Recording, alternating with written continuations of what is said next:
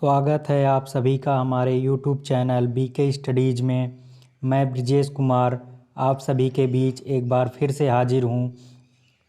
सहायक अध्यापक भर्ती परीक्षा से संबंधित प्रैक्टिस सेट लेकर, जो आपको आगामी जूनियर हाई स्कूल प्रधानाध्यापक सहायक अध्यापक भर्ती परीक्षा में बहुत ही महत्वपूर्ण साबित होंगे। तो चलिए आइए शुरू करते हैं वीडियो को।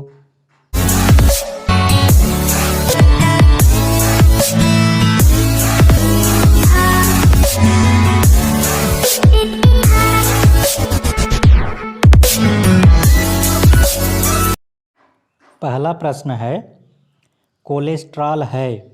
ऑप्शन दिया हुआ है पर्णहरित का प्रकार, क्लोरोफॉर्म का एक यौगिक, जंतु वसा में उपस्थित वसीय एल्कोहल, और डी ऑप्शन दिया हुआ है क्रोमियम लक्षण। इसमें आपको सही आंसर बताना है। इसमें आपका सही आंसर हो जाएगा ऑप्शन नंबर सी जो है वो आपका राइट आंसर हो जाएगा। जंतु वसा एवं वसा में उपस्थित वसीय एल्कोहल। कोलेस्ट्रॉल जो है यही होता है। कोलेस्ट्रॉल जंतु वसा में उपस्थित वसीय एल्कोहल होता है। अगला प्रश्न है, निम्नांकित विषयों में से कौन सा विषय जनसंख्या एवं मानव जाति के महत्वपूर्ण आंकड़ों के अध्ययन से संबंधित है? ए पारिस्थितिक विज्ञान, बी आनुवांशिकी, सी जनांकिकी, डी वायरस विज्ञान। इसमें आपका सही आंसर है ऑप्शन नंबर सी जनांकिकी। मानव जाति के महत्वपूर्ण आंकड़ों के अध्ययन से संबंधित है। अगला प्रश्न है, विकासवाद का सिद्धांत किसने प्रतिपादित किया था? ऑप्शन आपके सामने है। ए स्पेंसर ने, बी डार्विन ने, सी वालेस ने, डी हैक्सले ने। इसमें आपका सही आंसर हो जाएगा ऑप्शन नंबर बी हो जाएगा राइट आंसर। डार्विन ने विकासवाद का सिद्धांत प्रतिपादित किया था। अगला प्रश्न है, डायनासोर रहे ए पेलियोजोइक युग में, बी सेनोजोइक युग में, सी मेसोजोइक युग में, डी प्लाइस्टोसीन युग में। इसमें आपका सही आंसर है ऑप्शन नंबर सी मेसोजोइक युग में डायनासोर उपस्थित थे। अगला प्रश्न है, पांचवा प्रश्न, दीर्घ रेडियो तरंगें पृथ्वी की किस सतह से परावर्तित होती हैं? दीर्घ रेडियो तरंगें पृथ्वी की किस सतह से परावर्तित होती हैं? यह प्रश्न अक्सर पूछा जाता है। इसमें आपको दिया हुआ है, ऑप्शन दिया है ए क्षोभ मंडल, बी आयन मंडल, सी क्षोभ सीमा, डी समताप मंडल। इसमें आपका सही आंसर है ऑप्शन नंबर बी आयन मंडल। दीर्घ रेडियो तरंगें जो हैं पृथ्वी की आयन मंडल सतह से परावर्तित होती हैं। अगला प्रश्न है, छठा प्रश्न, द्रव बूंद की संकुचित होकर न्यूनतम क्षेत्र घेरने की प्रवृत्ति का कारण है? ऑप्शन है ए पृष्ठ तनाव, बी श्यानता, सी घनत्व, डी वाष्प दाब। इसमें आपका सही आंसर है ऑप्शन नंबर ए पृष्ठ तनाव।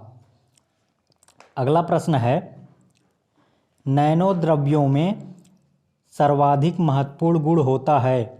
ए बल, बी घर्षण, सी दाब, डी तापमान। इसमें आपका सही आंसर है ऑप्शन नंबर बी घर्षण।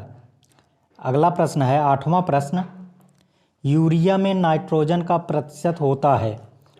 यूरिया में नाइट्रोजन का प्रतिशत पूछा जा रहा है। ए 30%, बी 25%, सी 47%, डी 60%। इसमें आपका सही आंसर है ऑप्शन नंबर सी 47%। यूरिया में नाइट्रोजन का प्रतिशत जो है वो 47% होता है। अगला प्रश्न है, खाद्य पदार्थों के परिरक्षण हेतु निम्नांकित में से कौन सा प्रयुक्त होता है? A sodium carbonate, B acetylene, C benzoic अम्ल, डी सोडियम क्लोराइड। इसमें आपका सही आंसर है ऑप्शन नंबर सी बेंजोइक अम्ल जो है वो प्रयुक्त होता है। सही आंसर आपका हो जाएगा ऑप्शन नंबर सी। अगला प्रश्न है, अग्निशमक में कौन सी गैस काम आती है? ए कार्बन डाइऑक्साइड, बी हाइड्रोजन, सी ऑक्सीजन, डी सल्फर डाइऑक्साइड। इसमें आपका सही आंसर है ऑप्शन नंबर ए, कार्बन डाइऑक्साइड जो है अग्निशमन में काम आती है।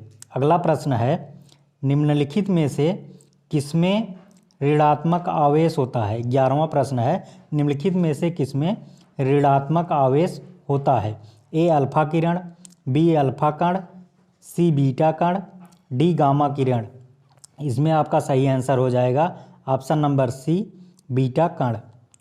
अगला प्रश्न है, वर्षा की बूंदें गोलाकार होती हैं क्योंकि वे बहुत गहराई से गिरती हैं।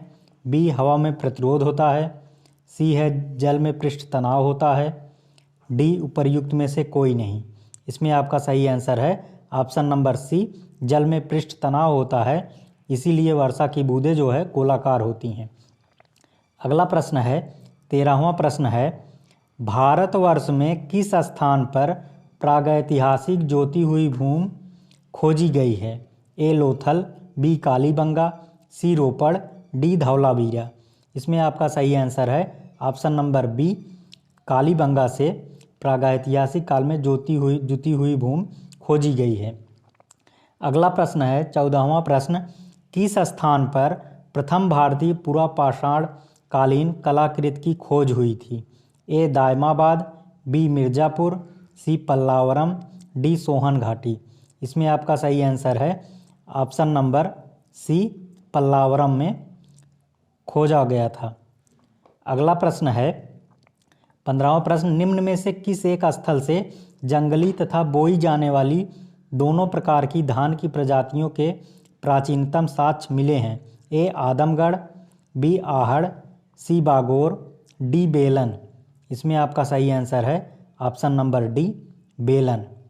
अगला प्रश्न है 16वां प्रश्न, 1863 ईस्वी में रॉबर्ट ब्रूसफुट को हस्त कुठार मिला था।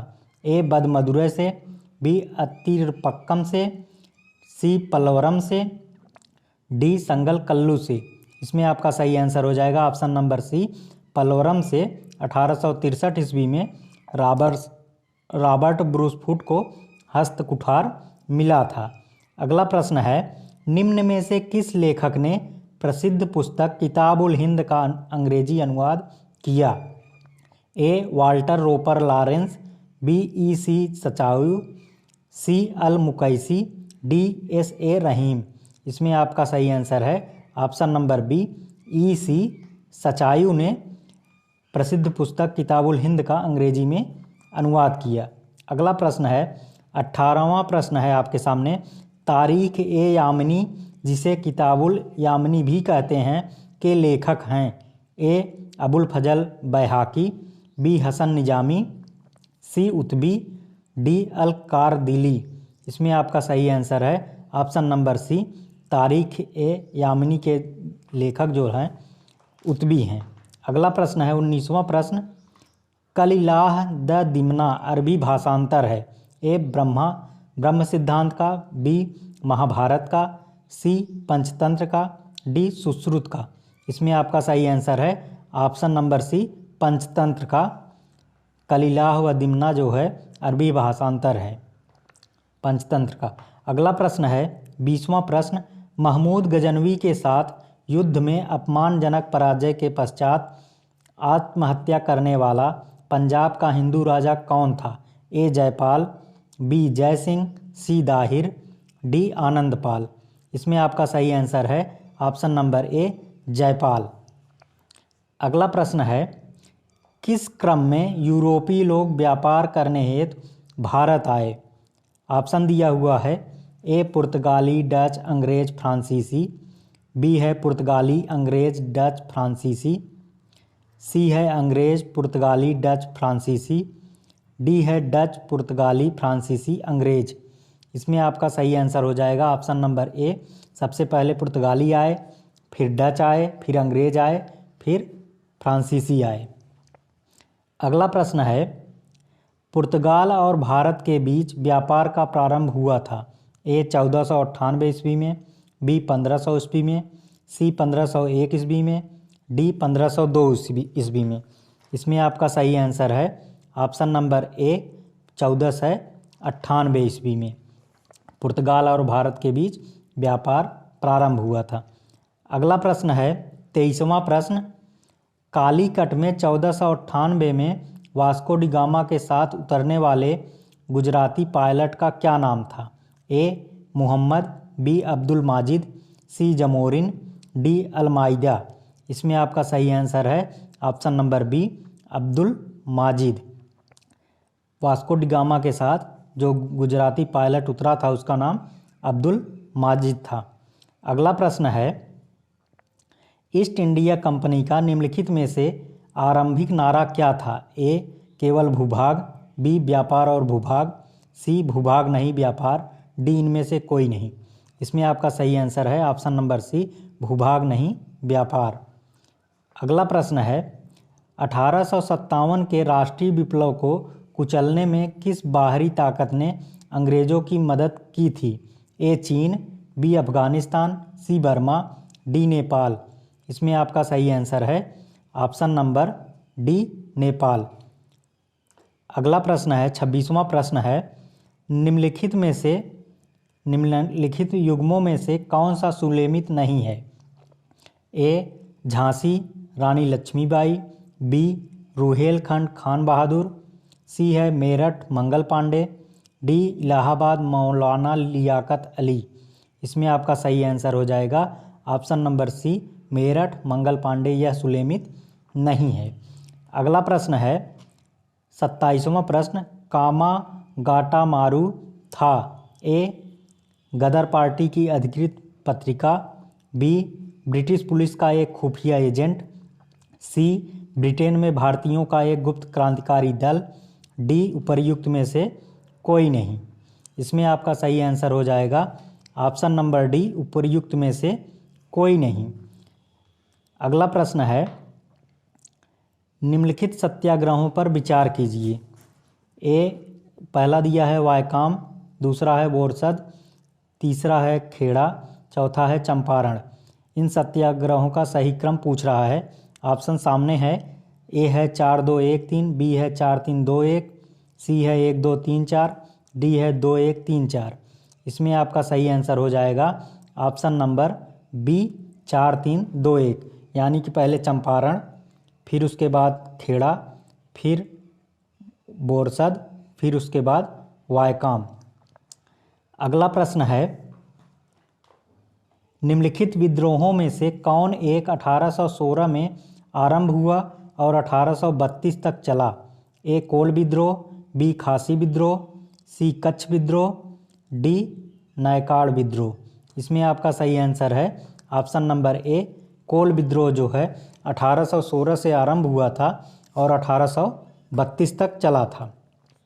अगला प्रश्न है 30वां प्रश्न, 1858 से भारत में वित्तीय प्रशासन का सर्वोपरि नियंत्रण निम्नलिखित में निहित था। ए भारत में supreme government, B British parliament, C England में board of control, D council में सेक्रेटरी ऑफ स्टेट। इसमें आपका सही आंसर हो जाएगा option number B British parliament. अगला प्रश्न है 31वां प्रश्न, स्वाधीनता हमारा लक्ष्य है और हिंदुत्व ही हमारी यह आकांक्षा पूरी कर सकता है। यह कथन किसका है? A Aurobindo Ghosh, B Lokmanya Tilak, C Devendra Nath Tagore, D Ram Gopal Ghosh. इसमें आपका सही आंसर है option number A Aurobindo Ghosh. यह जो कथन है अरविंद घोष का है। 32वां प्रश्न है, कांग्रेस के लोग पदों के भूखे हैं, यह कथन किसका है? ए गोपाल कृष्ण गोखले, बी लोकमान्य तिलक, सी विपिन चंद्र पाल, डी बंकिम चंद्र चटर्जी। इसमें आपका सही आंसर है option number D Bankim Chandra Chatterjee. अगला प्रश्न है, इनमें से कौन कृषक विद्रोह नहीं था? ए झंडा सत्याग्रह, बी चंपारण सत्याग्रह, सी खेड़ा, डी मोपला विद्रोह। इसमें आपका सही आंसर है ऑप्शन नंबर ए झंडा सत्याग्रह जो है वो कृषक विद्रोह नहीं था, बाकी सभी कृषक विद्रोह थे। अगला प्रश्न है, क्रिप्स प्रस्तावों के बारे में सही कथन बताना है। ए चर्चिल ने इसका समर्थन किया, बी कांग्रेस ने इसे अस्वीकार कर दिया, सी लीग ने इसे स्वीकार किया, डी इसके बाद सारे भारत में सांप्रदायिक दंगे होने लगे। इसमें आपका सही आंसर है ऑप्शन नंबर बी, कांग्रेस ने इसे अस्वीकार कर दिया था। अगला प्रश्न है 35वां प्रश्न है 1916 का लखनऊ समझौता किन किन के मध्य हुआ था? ए गांधी और अंग्रेजों के मध्य, बी अखिल भारतीय कांग्रेस तथा मुस्लिम लीग के मध्य, सी अंग्रेजों और मुस्लिम लीग के मध्य, डी अली बंधुओं और मौलाना आज़ाद के मध्य। इसमें आपका सही आंसर है option number B, Akhil Bharatiya Congress तथा मुस्लिम लीग के मध्य 1916 का लखनऊ समझौता हुआ था। अगला प्रश्न है 36वां प्रश्न, केंद्र में द्वैध शासन की स्थापना किस अधिनियम के द्वारा लागू की गई? ऑप्शन दिया हुआ है ए भारत सरकार अधिनियम 1919, बी भारत सरकार अधिनियम 1935, सी भारत सरकार अधिनियम 1909, डी उपर्युक्त में से किसी के द्वारा नहीं। इसमें आपका सही आंसर है ऑप्शन नंबर बी, भारत सरकार अधिनियम 1935 के द्वारा। अगला प्रश्न है 37वां प्रश्न है भारत के संविधान के अंतर्गत आर्थिक आयोजना विषय है? ए राज्य सूची, बी संघ सूची, सी समवर्ती सूची, डी किसी सूची में निर्दिष्ट नहीं है। इसमें आपका सही आंसर है ऑप्शन नंबर सी, समवर्ती सूची। भारत के संविधान के अंतर्गत आर्थिक आयोजना जो है समवर्ती सूची का विषय है। अगला प्रश्न है 38वां प्रश्न, भारतीय संविधान में कितनी अनुसूचियां हैं? ए 9 अनुसूचियां हैं, बी 12 अनुसूचियां हैं, सी 10 अनुसूचियां हैं, डी 11 अनुसूचियां हैं। इसमें आपका सही आंसर है ऑप्शन नंबर बी, 12 अनुसूचियां हैं। भारतीय संविधान में 12 अनुसूचियां हैं। अगला प्रश्न है 39वां प्रश्न, भारतीय संविधान की 7वीं अनुसूची के अंतर्गत राज्य सूची में निम्न में से किसका उल्लेख है? ए शिक्षा, बी विद्युत, सी रेलवे पुलिस, डी वन। इसमें आपका सही आंसर है option number C, railway police जो है 7वीं अनुसूची के अंतर्गत राज्य सूची का विषय है। अगला प्रश्न है संसद विधानसभा के किसी सदस्य की सदस्यता तब समाप्त समझी जाती है यदि वह बिना सदन को सूचित किए अनुपस्थित रहता है। ए 60 दिन, बी 90 दिन, सी 120 दिन, डी 150 दिन। इसमें आपका सही आंसर है ऑप्शन नंबर ए, 60 दिन तक अगर संसद विधानसभा का कोई सदस्य जो है वह सदन को सूचित किए बिना अनुपस्थित रहता है तो उसकी सदस्यता समाप्त हो जाती है। अगला प्रश्न है 41वां प्रश्न आपके सामने है, भारतीय संसद का सचिवालय कहाँ है? ए संसदीय कार्य मंत्री के अधीन है, बी राष्ट्रपति के अधीन है, सी सरकार के से स्वतंत्र है, डी सर्वोच्च न्यायालय के अधीन है। इसमें आपका सही आंसर है ऑप्शन नंबर सी, सरकार से स्वतंत्र है। अगला प्रश्न है 42वां प्रश्न, राजनीतिक शब्दावली में शून्यकाल का अर्थ है? ए वह दिन जब संसद में कोई कार्य नहीं होता, बी निलंबित प्रस्ताव, सी स्थगन काल, डी प्रश्न उत्तर सत्र। इसमें आपका सही आंसर है ऑप्शन नंबर डी, प्रश्न उत्तर सत्र जो होता है वो राजनीतिक शब्दावली में शून्यकाल का अर्थ जो है प्रश्न उत्तर सत्र होता है। अगला प्रश्न है 43वां प्रश्न, भारत की राष्ट्रीय आय कौन अनुमानित करता है? ए राष्ट्रीय प्रतिदर्श सर्वेक्षण संगठन, बी वित्त मंत्रालय, सी भारतीय रिजर्व बैंक, डी केंद्रीय सांख्यिकी संगठन। इसमें आपका सही आंसर है ऑप्शन नंबर डी, केंद्रीय सांख्यिकी संगठन जो है भारत की राष्ट्रीय आय का अनुमान करता है। अगला प्रश्न है वेल्थ ऑफ नेशन के लेखक कौन हैं? A Adam Smith, B David Ricardo, C J M. Keynes, D Gunnar Myrdal. इसमें आपका सही आंसर है option number A, Adam Smith जो है वेल्थ ऑफ नेशंस के लेखक हैं। अगला प्रश्न है 45वां प्रश्न, अनुमोदित एवं क्रियात्मक विशेष आर्थिक क्षेत्रों SEZ की सबसे अधिक संख्या जून 2014 में किस राज्य में थी? ए उत्तर प्रदेश, बी आंध्र प्रदेश, सी तमिलनाडु, डी महाराष्ट्र। इसमें आपका सही आंसर है ऑप्शन नंबर सी, तमिलनाडु में। अगला प्रश्न है 46वां प्रश्न, मार्च 2017 तक में शहरी सहकारी बैंकों की संख्या रह गई है। ए 1563, बी 1900, सी 2000, डी 1700। इसमें आपका सही आंसर है ऑप्शन नंबर ए 1563 जो है 2000 मार्च 2017 तक शहरी सहकारी बैंकों की संख्या रह गई है।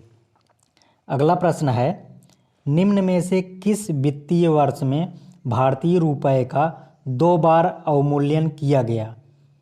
पूछ रहा है कि किस वित्तीय वर्ष में भारतीय रुपये का 2 बार अवमूल्यन किया गया।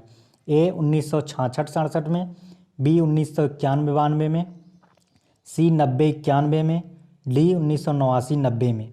इसमें आपका सही आंसर है ऑप्शन नंबर बी 1991-92 में भारतीय रुपये का 2 बार अवमूल्यन किया गया।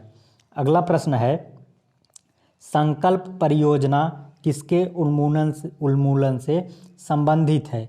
ए एड्स, HIV, बी निरक्षरता, सी पोलियो, डी बेरोजगारी।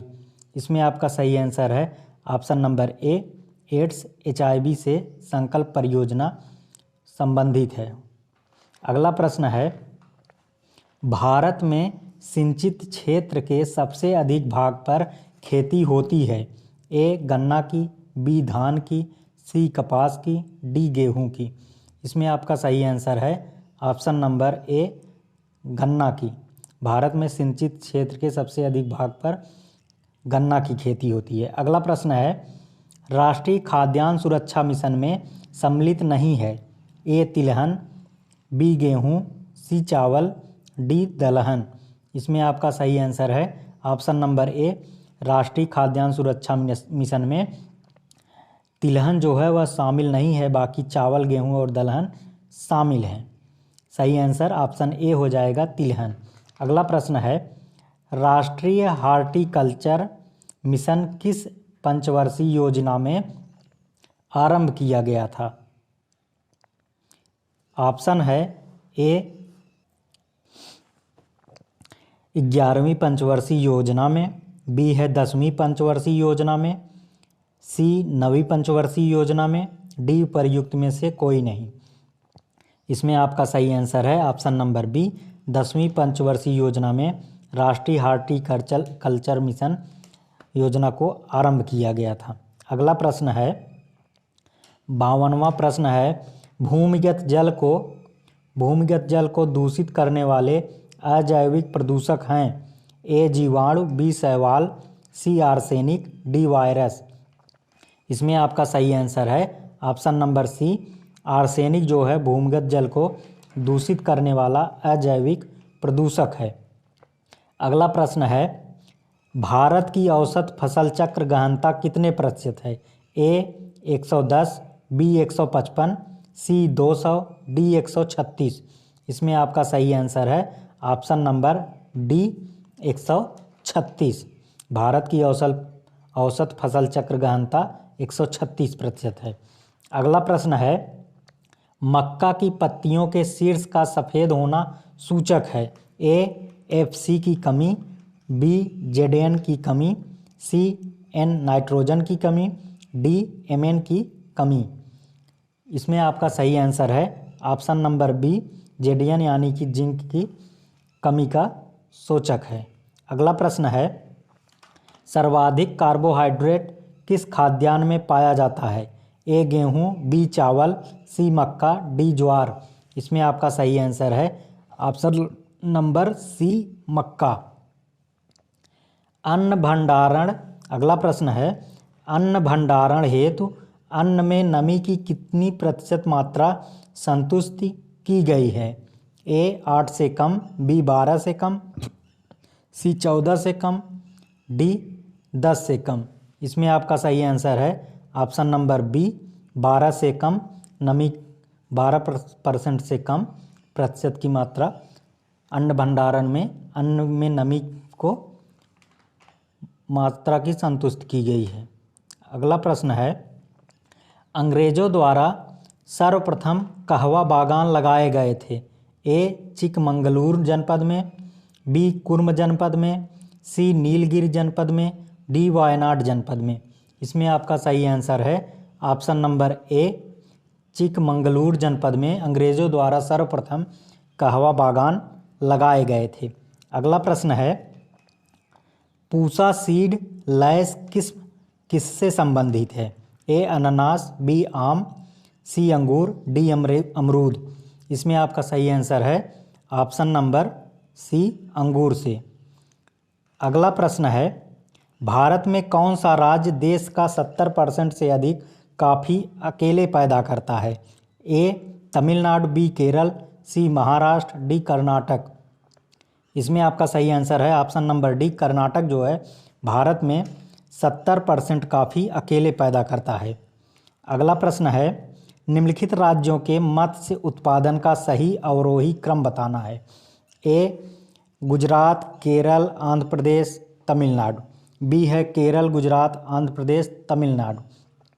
तीसरा ऑप्शन है आंध्र प्रदेश, गुजरात, केरल, तमिलनाडु। डी है तमिलनाडु, आंध्र प्रदेश, गुजरात, केरल। इसमें आपका सही आंसर है ऑप्शन नंबर सी, आंध्र प्रदेश, गुजरात, केरल, तमिलनाडु। अगला प्रश्न है, सर्वाधिक ग्रामीण दशकी वृद्धि दर वाला राज्य है? ए केरल, बी मेघालय, सी लक्षद्वीप, डी मणिपुर। इसमें आपका सही आंसर है ऑप्शन नंबर बी, मेघालय जो है सर्वाधिक ग्रामीण दशकी वृद्धि दर वाला राज्य है। अगला प्रश्न है 62वां प्रश्न है, निम्नलिखित कथनों पर विचार कीजिए। पहला है, जनगणना 2011 के अनुसार केरल में पुरुष साक्षरता तथा महिला साक्षरता दरों में सबसे कम अंतर है। दूसरा है, जनगणना 2011 के अनुसार राजस्थान में साक्षरता दर राष्ट्रीय औसत साक्षरता दर से अधिक है। उपर्युक्त कथनों में से कौन सा से सही हैं? ए है केवल एक, बी केवल दो, सी केवल एक और दो दोनों, डी है न एक और न ही दो। इसमें आपका सही आंसर है ऑप्शन नंबर डी, न तो एक ऑप्शन सही है न तो दो। अगला प्रश्न है 63वां प्रश्न है, जनगणना 2011 के अनुसार निम्नलिखित में से किसमें जनसंख्या घनत्व सबसे कम है? ए उत्तर प्रदेश, बी बिहार, सी पश्चिम बंगाल, डी केरल। इसमें आपका सही आंसर है ऑप्शन नंबर ए, उत्तर प्रदेश में जनसंख्या घनत्व सबसे कम है। अगला प्रश्न है 2011 की जनगणना के अनुसार भारत में निम्नलिखित राज्यों में से सबसे अधिक जनसंख्या घनत्व वाला राज्य कौन सा है? ए पश्चिम बंगाल, बी केरल, सी उत्तर प्रदेश, डी बिहार। इसमें आपका सही आंसर है ऑप्शन नंबर डी, बिहार जो है 2011 की जनगणना के अनुसार भारत में सबसे अधिक जनसंख्या घनत्व वाला राज्य बिहार है।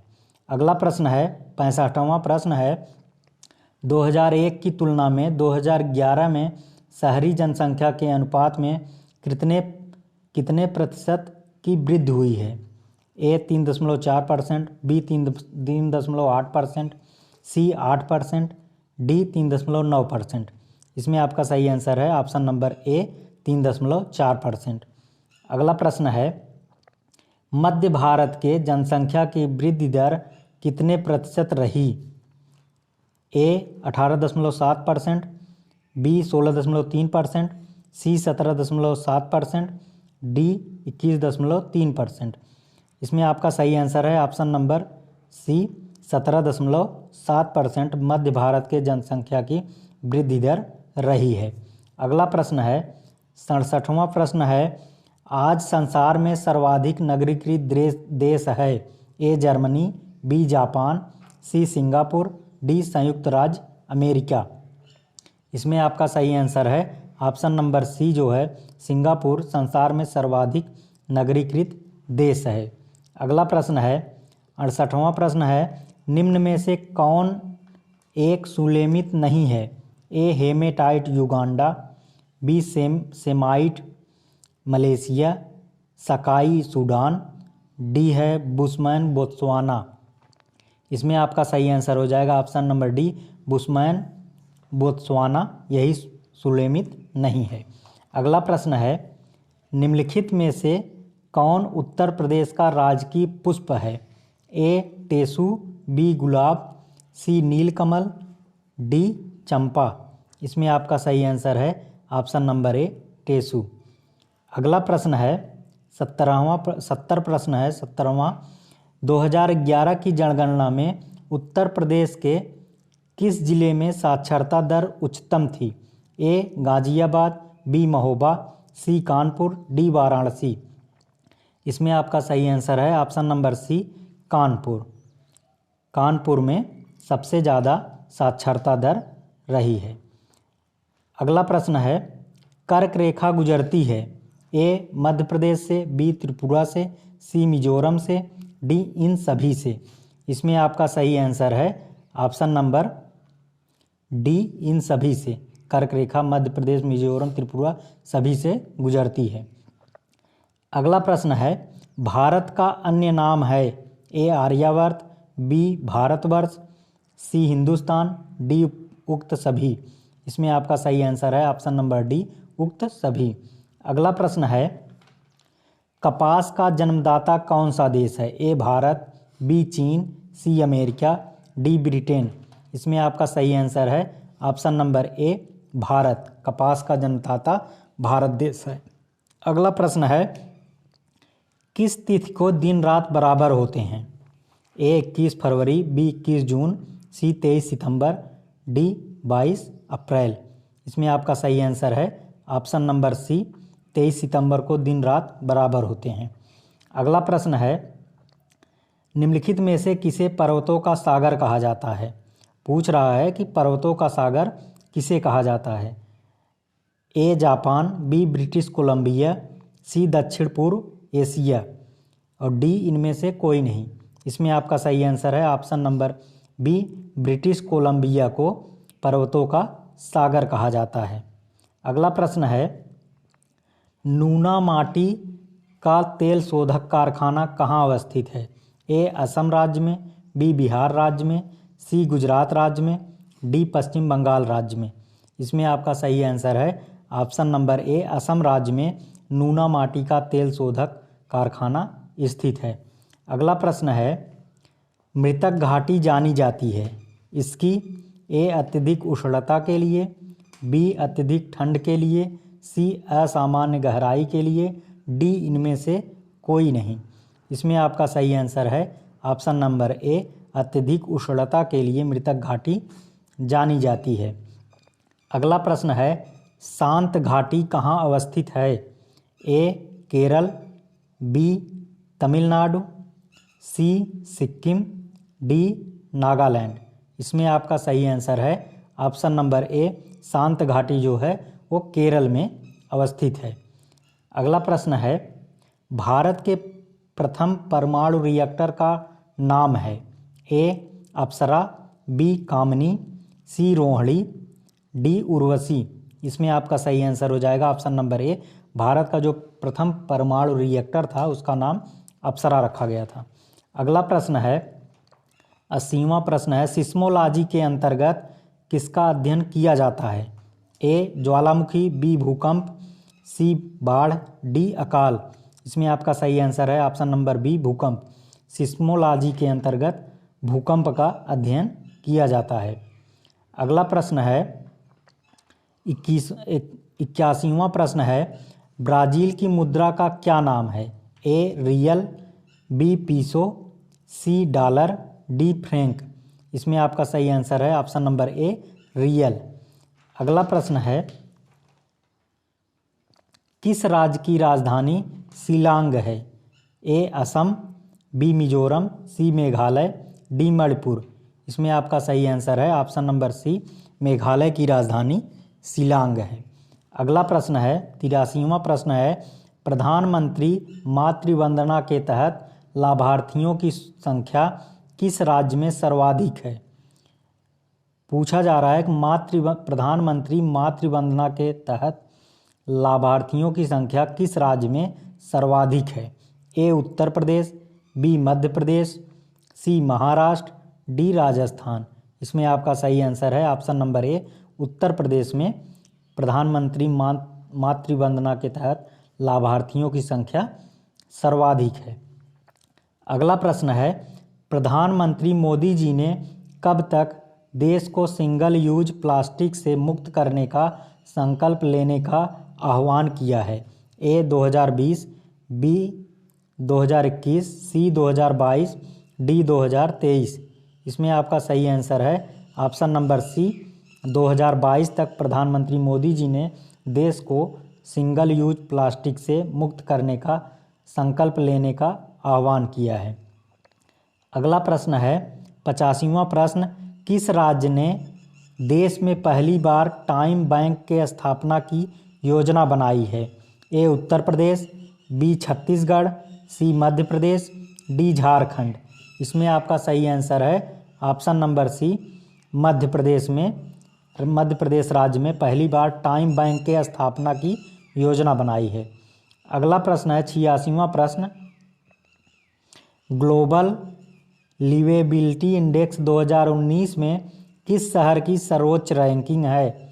ए वियना, बी मेलबर्न, सी सिडनी, डी ओसाका। इसमें आपका सही आंसर है ऑप्शन नंबर ए वियना की ग्लोबल लिवेबिलिटी इंडेक्स 2019 में सर्वोच्च रैंकिंग है। अगला प्रश्न है किस राज्य में अगस्त 2019 में 3 उप मुख्यमंत्री बनाया गया है? ए कर्नाटक, बी आंध्र प्रदेश, सी केरल, डी तमिलनाडु। इसमें आपका सही आंसर है ऑप्शन नंबर ए कर्नाटक। कर्नाटक राज्य में अगस्त 2019 में 3 उप मुख्यमंत्री बनाए गए हैं। अगला प्रश्न है 7वां आर्थिक गणना का कार्य किस राज्य से प्रारंभ हुआ है? ए त्रिपुरा, बी पुडुचेरी, सी दिल्ली, डी कर्नाटक। इसमें आपका सही आंसर है ऑप्शन नंबर ए त्रिपुरा से। ऑप्शन ए जो है त्रिपुरा से शुरू किया गया है। अगला प्रश्न है निम्न में से किस भारतीय पत्रकार को रमन मैगसेसे पुरस्कार 2019 से सम्मानित किया गया? ए रवीश कुमार, बी बरखा दत्त, सी राजदीप सरदेसाई, डी अंजना ओम कश्यप। इसमें आपका सही आंसर है ऑप्शन नंबर ए रवीश कुमार को 2019 में रमन मैगसेसे पुरस्कार 2019 से सम्मानित किया गया है।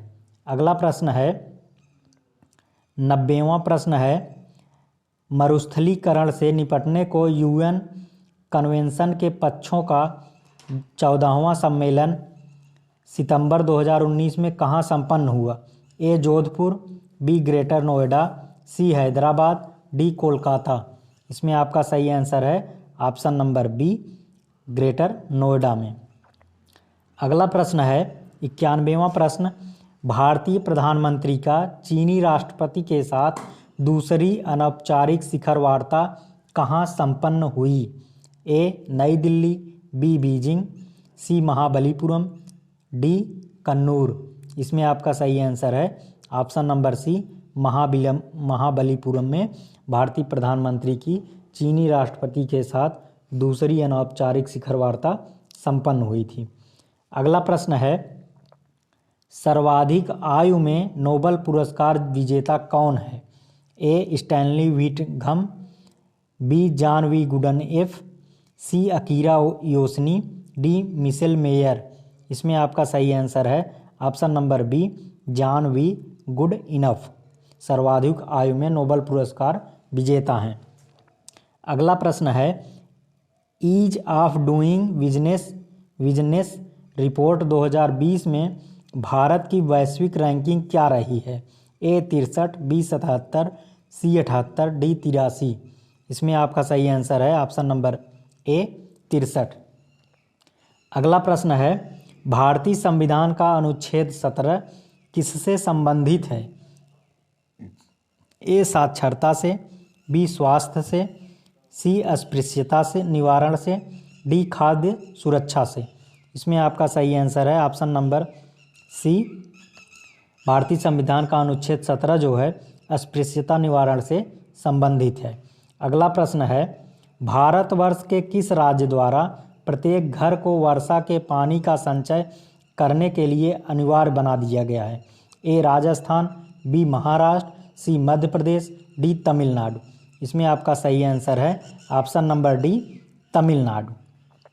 अगला प्रश्न है जो कि इस वीडियो का अंतिम प्रश्न है, भारतीय संविधान की 6ठी अनुसूची किस राज्य के जनजाति क्षेत्रों के प्रशासन के बारे में उपबंध नहीं करती है? ए असम, बी मणिपुर, सी मेघालय, डी मिजोरम। इसमें आपका सही आंसर है ऑप्शन नंबर बी मणिपुर। भारतीय संविधान की 6ठी अनुसूची जो है मणिपुर राज्य के जनजाति क्षेत्रों के प्रशासन के बारे में उपबंध नहीं करती है। दोस्तों, हमारा वीडियो आपको कैसा लगा कमेंट बॉक्स में ज़रूर बताइएगा। वीडियो पसंद आया हो तो इसे लाइक शेयर ज़रूर कीजिएगा और चैनल को सब्सक्राइब करना ना भूलिएगा। आप हमारे साथ बने रहिए और हम आप तक अगला प्रैक्टिस सेट लेकर फिर से हाजिर होंगे। तब तक के लिए धन्यवाद।